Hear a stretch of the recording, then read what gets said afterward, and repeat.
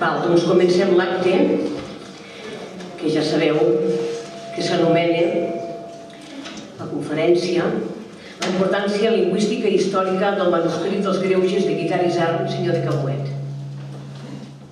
I ara passarem a la part lingüística, i crec que tant amb la vessant històrica com amb la part lingüística li farem l'honor als greuges de Guitart-Isern, farem justícia en aquest document tan important que potser fins ara ben poca cosa en sabíem. En primer lloc, a parlar de la part pròpiament dels lingüistes, serà la ponència que ens farà Josep Moran i Otherin Jauregui, que és pròpiament l'aparició del català a l'escriptura, els primers textos, aquests textos que, bé, malauradament en els manuals, almenys quan jo vaig estudiar el tercer de BUP, no apareixien. Dir-vos de Josep Moran i Otherin Jauregui que és llicenciat en Arqueologia Hispànica i doctor en Filologia Catalana per la Universitat de Barcelona. És professor emèrit del Departament de Filologia Catalana de la Universitat de Barcelona, membre numerari de la secció filològica de l'Institut d'Estudis Catalans i director de l'oficina onomàstica d'aquesta institució. Especialista en lingüística històrica i en onomàstica catalanes, ha publicat i estudiat textos antics com el Capbreu de Castellbisbal, les Homilies de Tortosa, el Cronicó de Perpinyà i diversos treballs, bastant dels quals han estat recollits en els llibres Treballs de lingüística històrica catalana, Estudis d'onomàstica catalana i Estudis d'història de la llengua catalana.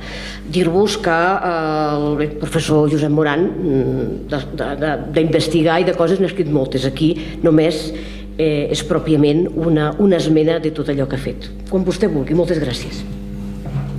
Gràcies a vosaltres per convidar-me en aquest acte.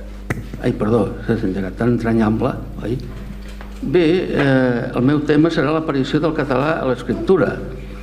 Els primers textos en els quals s'inclou els greuges de Guitart-Isern, oi? Bé, com ja és ben sabut, les llengües romàniques, entre elles el català, provenen del llatí en una evolució que van fer el pas de l'edat antiga a l'edat mitjana. Però en l'alta edat mitjana l'única llengua escrita continuava sent el llatí. Les llengües romàniques només es manifestaven en aquell moment primer en un registre col·loquial. De fet, tots els documents dels segles IX, X, que són els primers que tenim, concretament els que va publicar el pare Barau, del qual voldria fer un record entranyable, oi?, de l'arxiu de la Seu d'Urgell, a vegades apareixen alguns topònims, formes catalanes, com per exemple l'any 881 Palomera, referit a un topònim, en lloc del llatí palumbari, oi? Però bé, simplement eren formes molt ocasionals perquè s'ignorés o perquè convengués, sobretot en noms propis, oi? Establir la forma real en aquell món de la pronúncia. Però i al que arribem al segle XI trobem documents escrits en un llatí molt macarrònic que inclouen progressivament mots i frases en català. Són uns textos molt característics d'una societat nova, que hem parlat que s'havia creat, la societat feudal. Sobretot juraments de fidelitat del vassall al seu senyor. Aquests textos no havien de ser inintel·ligibles per als protagonistes, que no sabien llatí, sobretot si l'escrivà o qui els llegís en un acte de jurament s'esforçava a fer-los comprensibles. D'altra banda, la intencionalitat de donar-los un aspecte llatí no solament devia venir condicionat per les formacions dels escrivans, sinó també pel fet que es tractava de documents solemnes, juraments, per als quals l'ús directe de la llengua vulgar no es devia considerar pertinent encara.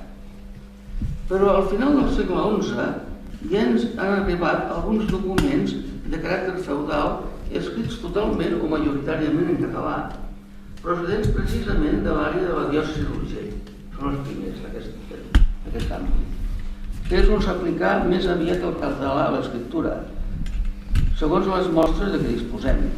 Es tracta concretament, per exemple, en primer lloc, dels greuges de Guitart-Isern, senyor de Cabuet, document escrit entre el 1080 i el 1095, i del jurament de Pau i Treva del comte Ramon de Pallars Jussà al bisbe Ot d'Urgell redactat probablement el 1098. Aquests són els primers documents al segle XI en què el català ja és majoritari. El primer de tots, perquè sapiguem que s'ha conservat, són precisament els greuges de Guitart i Sant Senyor de Caboet. Després hi ha el jurament de Pau i Treva de la comarca veïna del Pere Ramon de Pallars Jussà. Del primer us en parlarà el company Joan Anton Ravella detingudament. L'altre, els greuges, el jurament de Pau i Treva, correspon a un jurament molt solemne que el comte i els seus vassalls que subscriuen el document. Com en els famosos juraments d'Estrasburg, la intenció d'escriure'l en llengua romànica era perquè fos ben clar el contingut del jurament pels que l'havien de fer.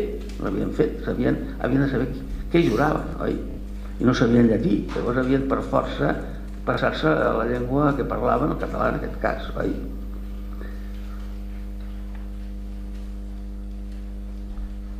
Aquests són els primers documents del segle XI, d'aquest àmbit. Arribats al segle XII, podem constatar que continua la redacció en català de documents també de caràcter feudal, entre els quals destacarem els greuges dels homes de Sant Pere d'Escales, que és el Solsonès. Avui es diu de Grau d'Escales.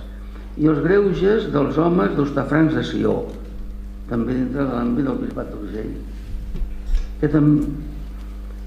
Fora d'aquesta àrea només tenim el Cabreu de Castellbisbal de l'any 1189, corresponent a la diòcesi de Barcelona.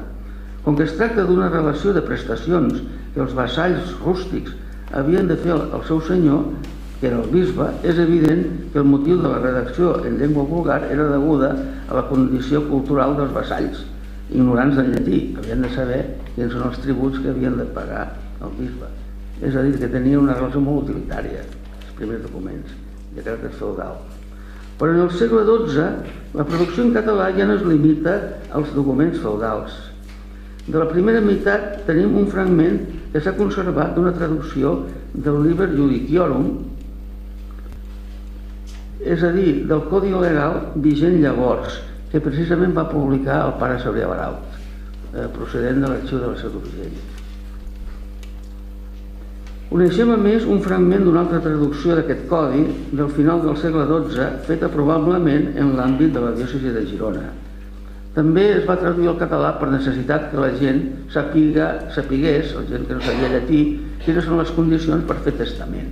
Curiosament, és molt interessant el fragment que s'ha conservat de la Seu d'Urgell, perquè és la primera clara demostració de la separació de béns en els matrimonis. A Catalunya sempre ha estat tradicional. Allí apareix clarament els béns del marit són del marit, els béns de la muller són de muller i prou, i els hereus que puguin haver. Aquestes traduccions reflecteixen un gran esforç lingüístic, perquè es tracta de passar d'una llengua llatina culta a una llengua romànica que encara presentava un caràcter lingüísticament elemental en el vocabulari i en la sintaxi, però manifestava sobretot un registre col·loquial. De manera que representen, de fet, els primers passos d'un esforç cultural que permetrà que la prosa catalana aconsegueixi aviat, ja en el segle XIII, una gran maduresa lingüística en tots els registres. Ja dic que la motivació d'aquestes traduccions, tenint en compte que almenys en els fragments conservats tractaven de disposicions successòries, testamentals, o que les parts implicades havien de conèixer, doncs era obligat de fer-los en català o de manera que fos entesa el contingut per totes les parts implicades. Del començament del segle XIII és el manuscrit conservat de les mitificades homilies d'Organyà, encara que es degueren difondre ja des dels finals del segle anterior. Des que foren editades el 1904 per Joaquim Miret i Sans, aquestes homilies van ser considerades com el primer testimoni del català literari. Potser per a suplir la falta de poesia en llengua catalana, ja que per aquesta activitat literària s'usava l'occità, la llengua dels trobadors. I tenint en compte que les mostres en català escrit anteriors a què s'hem referit són de caràcter judicial o jurídic, és a dir, no tenien un valor estètic. Per això, a vegades, al·ludint la condició de literàries, Aquestes homilies han estat considerades a vegades com l'obra més significativa del català naixent, sense tenir en compte els textos més antics redactats en català a què ens hem referit. D'altra banda, encara que aquestes homilies són redactades certament en llengua catalana, presenten occitanismes evidents, poc justificats en una obra original, probablement són traduccions de l'occità. Tenen un paral·lelisme amb la de Tortosa, que són en occità. És una activitat pastoral que portaven a terme sobretot els canonges regulars de Sant Agustí, dels quals hi havia una comunitat a Organyà, com la que hi havia a Tortosa, que tenien una activitat pastoral, cosa que els monjos en principi no la tenien, però aquests van fomentar, després de la crisi de l'Església a l'època feudal, la predicació popular, i esclar, havien de predicar, diguem, en vulgar, perquè el poble ho entengués, llavors difonien homiliaris a tots els centres, dels quals s'han conservat aquests. Quant a l'origen, hem de tenir en compte que a Organyà, com la catedral de Tortosa, hi havia comunitats de canonges regulars a Sant Agustí. Llavors ja tenim una pista sobre l'origen en provençal d'aquestes homilies, perquè la casa mare era Sant Ruf d'Avinyó, i probablement des d'allà s'hi distribuïen a tots els centres aquests escrits de caràcter pastoral. Des del començament del segle XIII, l'ús de la prosa en català s'estengué ja progressivament, tant en cartes i altres documents privats, sobretot a partir del regnat de Jaume I, i també en els documents de la Cancelleria Reial i en les de les senyories que anaven sorgint, principalment en els ordres militars. D'altra banda, amb el desenvolupament de les ciutats al segle XIII, s'estén l'ús del català en la redacció de lleudes, reves, tarifes i altres documents comercials, afavorida per l'aparició del paper. Fins i tot, primerament, aquests documents eren en pergamí, era un sistema molt poc pràctic d'obtenir. En canvi, va haver una revolució a la segona meitat del segle XIII amb l'aparició del paper, cosa que va afavorir l'aparició de documents escrits.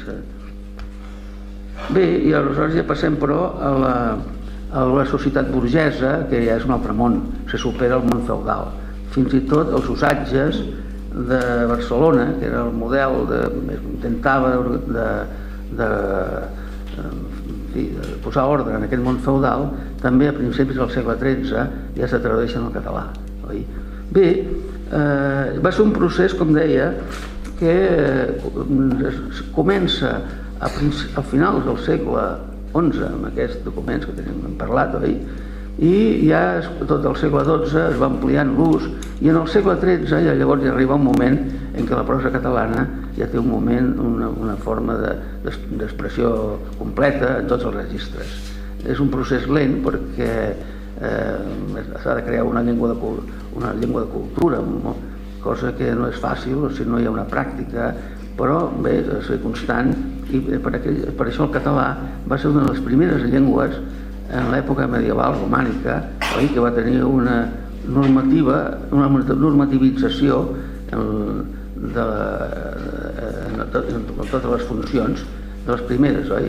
Ja ha arribat al món burgès de la segona meitat del segle XIII. Bé, aquests, concentradament, és el context en què apareixen aquests documents feudals en català, i ara del qual els companys en parlaran extensament del que ens pertoca en aquesta ocasió.